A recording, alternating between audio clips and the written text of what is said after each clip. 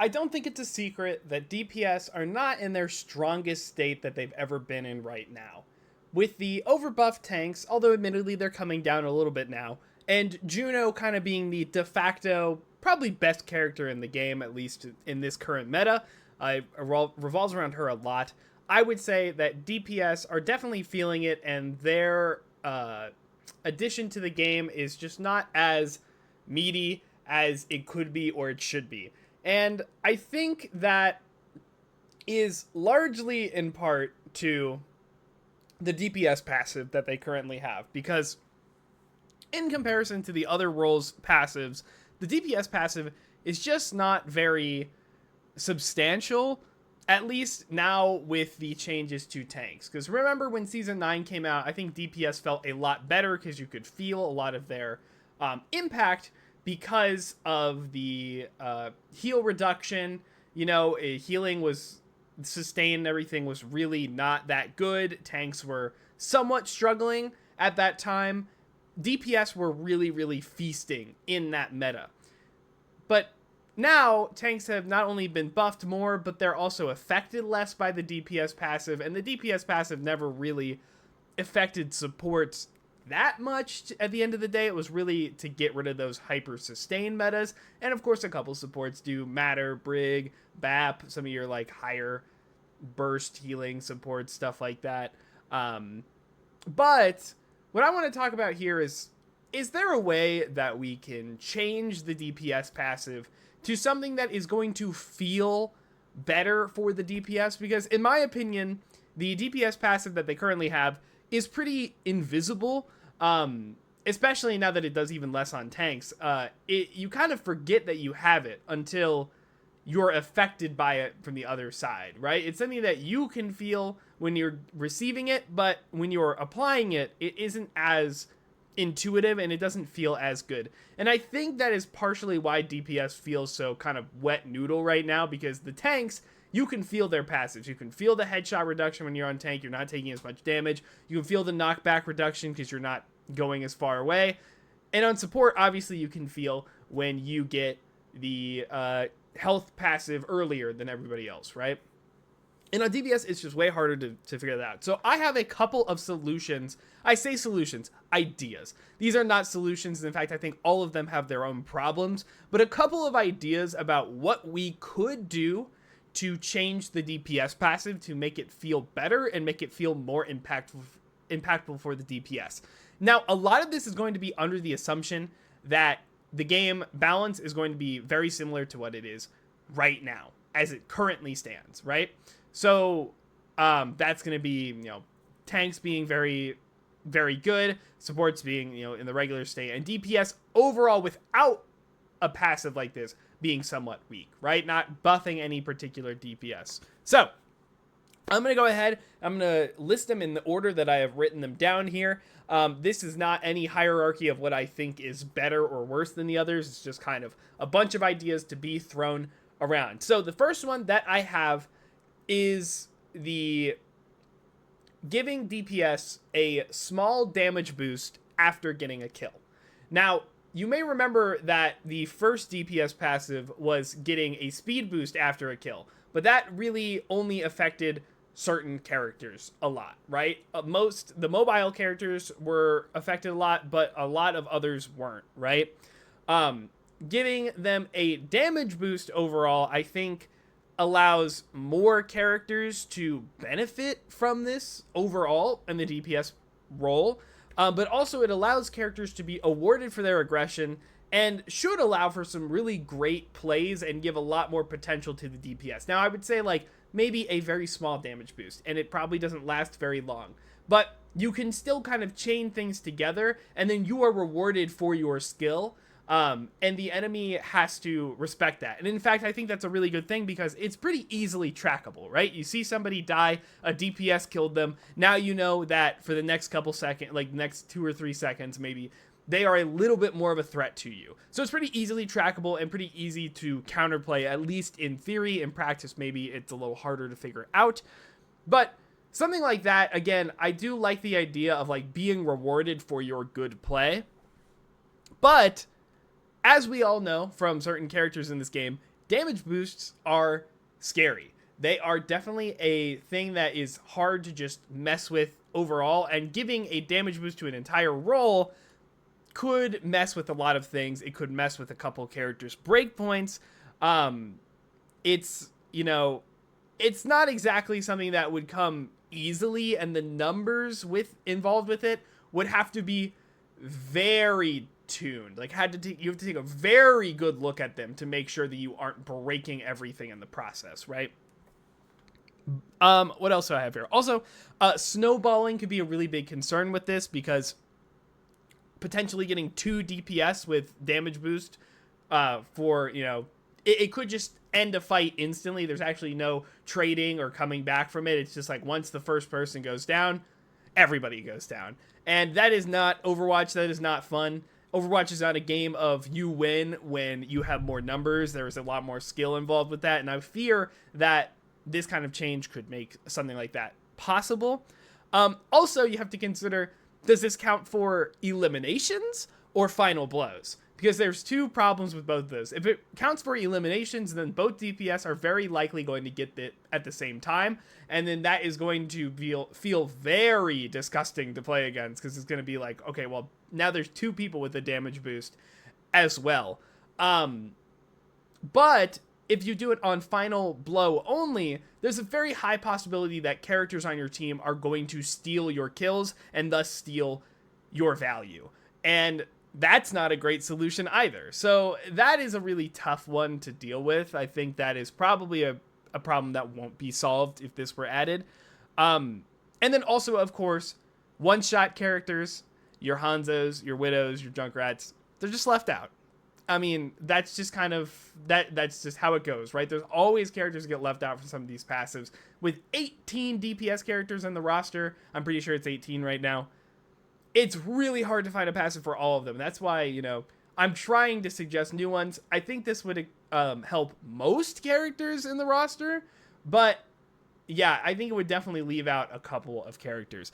Also, right here, I've got a chatter. For historical context, the DPS passive has a very rough history. Originally, it was a flat 10% movement speed to all DPS heroes. Oh, it was just flat movement speed. Yeah. Which made Tracer and Genji super quick, so they were already faster than other heroes. Then it got changed to reload speed buff, which for some heroes like Hanzo was completely useless before it got changed to what we have today. Yeah, so the DP, I didn't like mention that in my opening of this video, but yeah, the DPS passive has been through a lot of iterations because they have struggled to figure out how to make it as, you know, good enough for everybody, worthwhile, all of that good stuff. So this is a really hard problem to solve, and this one doesn't solve all of those problems. But basically, a damage boost or something after a kill, I think, could be really satisfying. But there are, you know, I just listed a couple of issues with it. I would not add this one first if I had the choice, right? Let me see what else I have here. I have something that, what if after the DPS do some sort of damage threshold, they do a certain amount of damage to a character, they apply a status, a very weak, a very short status, but some type of status, right? I have, you know, it could be a slight slow, it could be a healing reduction, or it could even be a damage boost if you wanted to go that route. I like the idea of it being a very slight slow. And I mean slight, because you don't want to be like, feel like you're trudging through molasses fighting a DPS character, right? And it'd be like a decently high barrier to get all the way up there. But the pros of this one is that it actually gives those high burst damage characters a reason not always to go for the head. If it is a riskier shot to go for the head and kill, what if you just take the easier shot, the more guaranteed damage, and then go over that status effect value to apply the status effect and let somebody else in your team finish it off? That could be a really good, like, way to get some of those higher damage characters in line with the DPS passive, and that's why I really like this sort of like threshold type deal where you get something out of a threshold, because more characters are gonna benefit from it. And of course, regular characters like your tracers, all of your, you know, your fast characters, the assassins, they also benefit from this because they do a lot of damage very quickly, and they can also chase people down more effectively. They can do their roles more effectively, and other characters can kind of provide a different supporting role with the DPS passive. It could be an interesting way to get everybody some value from these passives, right? I also said, and again, I know we're assuming that the characters are not really changing their current balance, but you could, in theory, get rid of some of the one-shot characters' one-shots because they are providing different value for their high burst that could potentially lead to more kills. That's a whole different can of worms, but I figured I'd point it out there. And then I guess, again, I already talked about all characters benefit from this in some regard, depending on that threshold, right? Of course, some characters are going to benefit more than others. That's just kind of how the passives work. But I think this is a really cool solution. The problem with this is that, let's be real, it probably is going to feel like shit to fight against. I mean, if you are constantly getting slowed by the DPS characters, or you're always getting slowed by other characters on the team, it's probably going to feel like it's out of your control a lot of the time because, Overwatch is a game where you do take a lot of damage. You're kind of supposed to minimize it, but you will be taking damage. It's not going to feel very good all the time, right? Oh, yes, and also the damage threshold would need to be carefully chosen because different DPS dish out the amount. In fact, I have another concern about the damage threshold, is that it will affect different health pools differently. So, for instance, tanks would get eaten alive if the threshold was the same for every character because they would just, that's a fraction of their health bar compared to like an Ana, where if the threshold was like, let's say 200 damage, right? It's almost dead for Ana, but that's just like nothing for a D.Va. So D.Va would always be slowed at all times. So then there's the argument about what if the threshold was based on a percentage of health. That's a little harder to track, but I think that's a good middle ground solution there to try and fix that problem with making tanks feel particularly bad fighting these characters. And also, it may be hard to figure out where it's coming from. Like, there's a lot of things in this game that slow or do status effect. And, it's pretty, they're pretty trackable. They're based on abilities. But if you just randomly get slowed in the middle of a fight, you could be like, well, why? You know what I mean? Like, why am I actually getting slowed here? It doesn't really make a lot of sense. So that could also be like a readability thing. This is one of my favorite solutions, I think, just because it gives a little bit of utility to every character. It lets them offset some of their weaknesses, and makes, good old issue of effect bloat. Yeah, just everything. I'm always statused in some way. I can see that. That's why I think it would have to be very minor, right? It have to be very, very minor, whatever they would do with it. It also could just be like, instead of it affecting someone else, it could affect the DPS, right? It could be similar to the damage boost after a kill. It could be like, if they get over a certain threshold, they get something in return. But then you have to figure out, like, it can't be a speed boost because what does snipers get out of a speed boost? Stuff like that. That's a bit hard. But I think that this one is like it's like a pretty good solution. I think it's an okay solution depending on the balance. Everyone knows that Orisa image where she has Malgo's lifesteal aura, nano boost and set on fire. There are a lot of red effects that look the same. Yeah, I don't think it would be a visual effect, mostly, depending. It probably would just happen, which is, again, hard to read. So maybe it does need a visual, and then that's a whole other problem. But, okay, here's one. I'm going to go through this one quickly because I wrote this down and then quickly was like, I don't think this is a very good idea. But I did put it in here just because, so I'm going to read it. One-shot prevention.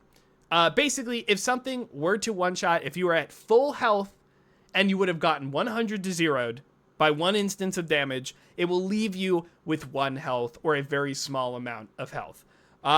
Probably on a little bit of a cooldown, even if it is a passive, just because that is a very powerful thing. Basically, it allows characters to take space more aggressively. It allows characters to duel better. It allows them to be a little riskier, but still have a decent amount of inherent risk because they're going to be left in a pretty bad spot, even if they are hit like that. It creates some interesting dynamics with one-shot characters as you aren't always looking to try and kill the DPS. Maybe you are trying to burn down the squishies, the other squishies rather, or maybe you're trying to just get a lot of damage on the tank, stuff like that. It could be an interesting interaction, but let's be real, it wouldn't count one-shot combos, which I think are going to be really annoying. Because shotguns are also a weird problem because they're all a bunch of pellets. And to be honest with you, probably doesn't make a lot of sense. Just why would Tracer just not die if she got 175 HP applied to her? That'd be really good for her. It'd also be really good for snipers, for sniper wars, but I think it would just make the skill ceiling go lower and give you like another chance at it. You just like, oh, I can't imagine that'd be a very interesting to try and sniper duel. So yeah, I don't think this one is really worth it. One shots are part of the game. Me personally, I think that's cool. Yeah, it's really not about like trying to limit one shots. It's not exactly what I was going for. It was just more to be like, you know, I don't know. That's why I don't like this one. That's why I don't like this one. I figured I'd bring it up. But when characters can one shot each other, in theory, but then you remove that, then the matchups just get really weird and uninteresting and boring. So yeah, let's just go past that one. Pretend like it's not here. Okay, here's another one that I think is an interesting dynamic, but again has a couple of pretty big problems with it. It's when your allies die, you get a damage boost that stacks with the amount of allies that are dead. Probably like 5% per ally. Something pretty small, but noticeable when it stacks. Basically, this will give your team a fighting chance if the tank dies first, right? The tank dies first, both of your DPS then get a very small damage boost that allows them to take advantage of the fact that, you know, it could be anybody who dies first, but like you get a very slight damage boost that allows them to take advantage of the fact that they are down, right? It is not just like a hard loss. You can then make a play with knowing that, and the other team will know that the DPS are stronger so they can play around it. It's also backwardsly a way not to shoot the tanks first, right? Because now the DPS, since they scale throughout the fight when characters are dead, it actually makes shooting the DPS and avoiding the tank better, right?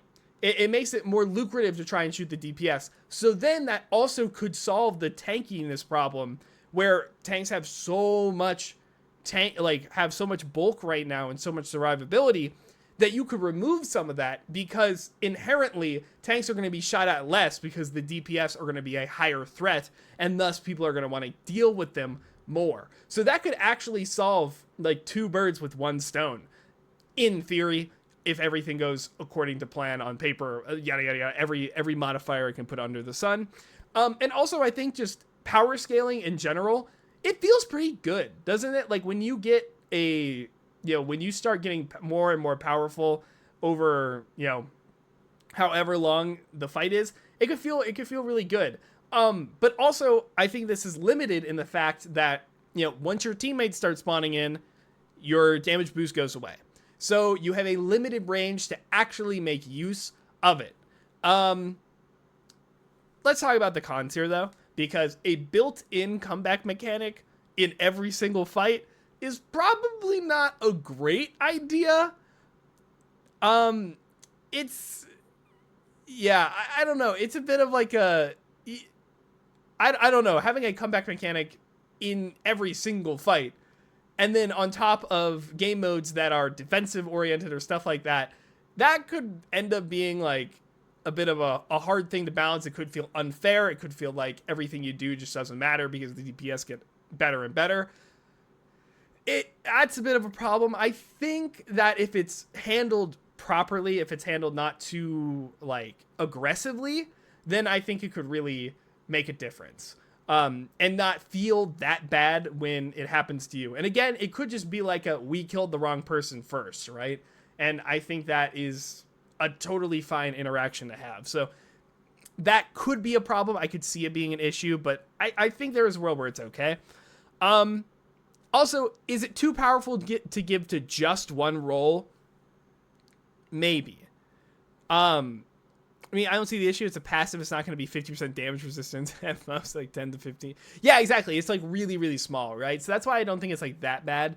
But also, yeah, is it too much power to give to just one role? Potentially, I don't think it really is, just because DPS characters are supposed to be doing damage anyways, and giving them a way to get their impact back, while not as often, could probably be, again, like a nice middle ground solution to it all. Also, it just kind of discourages staggering as they get more powerful, which, you know, staggering is a thing that a lot of people like in Overwatch. There's arguments for and against, you know, should staggering, I mean, obviously staggering is going to happen anyways, but like, should you stagger, stuff like that. It's a lot to it, but basically just staggering is not as good anymore because you have to get rid of these DPS characters. Which, again, if you think like staggering is a problem, I think more team fights is better for everybody. That could be a good way to solve it. So that's not even just like a con overall. It's got a pro and a con on it, depending on what you think of this game. So that is maybe, I think maybe the most interesting one, probably my favorite overall. Yeah, tanks already have resistance and damage supports, also have sustainability. Giving DPS these things generally see no issue with. Yeah, exactly, right? If they're going into the passives route. But let me give you my ideal real solution. Why do they need a passive in the first place? I don't like role passives overall, but I understand that they're probably not going to go away anytime soon, especially like the support one. I can never imagine that going away anymore. But the DPS role is just too varied. It is just, there are too many different types of characters that do different things, that just trying to shoehorn every single one of them into the exact same thing every time with the DPS passive, some people are going to be left out. Some people are going to be too strong. They're going to have to get nerfed for no reason because this passive makes them too strong. I don't really like it on specifically this role. I don't like it on any role, but I think on DPS, it really just doesn't make a lot of sense. The actual solution, I think, to making DPS feel better overall is to address the other roles and also address the DPS individually that are having a lot of trouble, right? If we nerf tanks a little more, and we remove the current DPS passive so that those sustain metas don't come back, right? DPS would still be able to do a lot. I think sustain metas are dead, even with the DPS passive in play. I think they're probably dead if they remove it still. So I think if you're able to nerf the other characters in the other roles a little bit, bring tanks down overall, bring DPS up a little bit, then why not, right? This role is too individual. There's too many rando weird characters. There's too many characters to give all the same passive. Yeah, I mean, let's be real. They aren't going to remove any role passives, whether it's tank, DPS, and support. They're just going to be throwing DPS passive at the wall until one of them sticks. I know. That's why I was giving a bunch of solutions to if they wanted to do role passives. But to be honest with you, I'd much rather DPS just get their own nice suite of buffs individually, rather than trying to make this role have something for for all of them, because it just doesn't make a lot of sense, in my opinion, with this current this current understanding of the game. And yeah, I've talked about role passive in the past. I'm not going to go into all of that. Not a big fan of them, but if they're here, what if one role just doesn't have them? I mean, the other roles can have them if they feel like it, but it really feels to me like DPS are the odd one out, and it's really hard to justify giving the entire role one passive. I'm also down with giving some characters in DPS role one passive and some characters another passive. I think that's totally fine. I think that's a perfectly fine solution if they wanted to do that. It's still easy to track which characters have what. You just kind of have to, it's just a knowledge thing. But I think that is an okay solution as well, so that everyone benefits in some way, and then it gives certain characters more niches, stuff like that. But with that being said, that is all I have to talk about with the DPS passive. What do you think? Which of these did you like? Do you have any of your own solutions?